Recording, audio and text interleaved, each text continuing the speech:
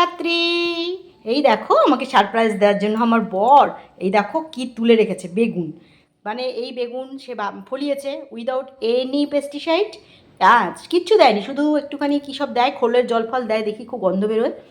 তো বেগুনগুলো খুবই সুন্দর সাইজে হয়েছে, বড় বড় সাইজ, তা আজকে দিয়েছে। তো আজকে তেল বেগুন করতাম, কিন্তু শরীর ভীষণ খারাপ লাগছে, বেশি করতে পারিনি। তো এই বেগুন জাস্ট একটু ভাজবো, গরম গরম বেগুন ভেজে খাবো। আজকে এমনিতে ভেজে গরম বেগুন ভাজা কে কে ভালোবাসো, একটু নুন দিয়ে চিনি দিয়ে আর হলুদ দিয়ে মাখিয়ে রাখা, কিছুক্ষণ মাখিয়ে রাখা বেগুন ভেজে খেতে কেমন লাগে বলো। শুক্রবার ভেজ, আজকে আর রান্না শেয়ার করিনি, প্রচণ্ড টায়ার লাগছে, প্রচণ্ড পরপর সেই পরীক্ষা থেকে চলছে তো। তো এই যে সজনে ডাঁটা দিয়ে আলু দিয়ে বড়ি দিয়ে কুমড়ো দিয়ে একটা ঝোল ঝোল করেছি, কালকের জন্যও করে রেখে দিয়েছি, কেন কালকেও আমার ইন্সপেকশন আছে।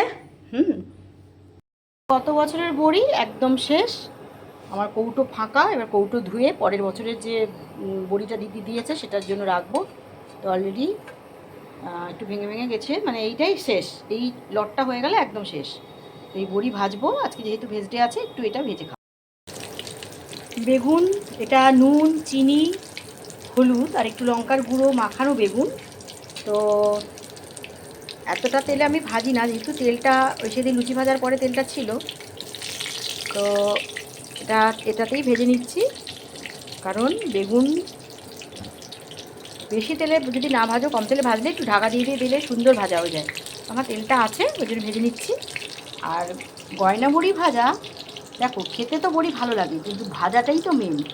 এই ভাজা কিন্তু সবার ঠিক হবে না, কেউ কেউ কেমন করে পুরো পুড়ে যায়, কালো হয়ে যায়, খেতে তিতো তিতো লাগে। আবার অনেকে কেউ ভাজে সাদা সাদা থাকে, মানে ভেতরটা ভালো করে ভাজাই হয় না।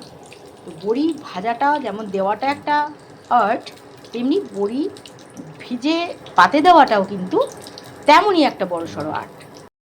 হয়ে গেল বেগুন ভাজা, বাড়ির একটু পেস্টিসাইড না দেওয়া একদম শুদ্ধ বেগুন ফ্রাই।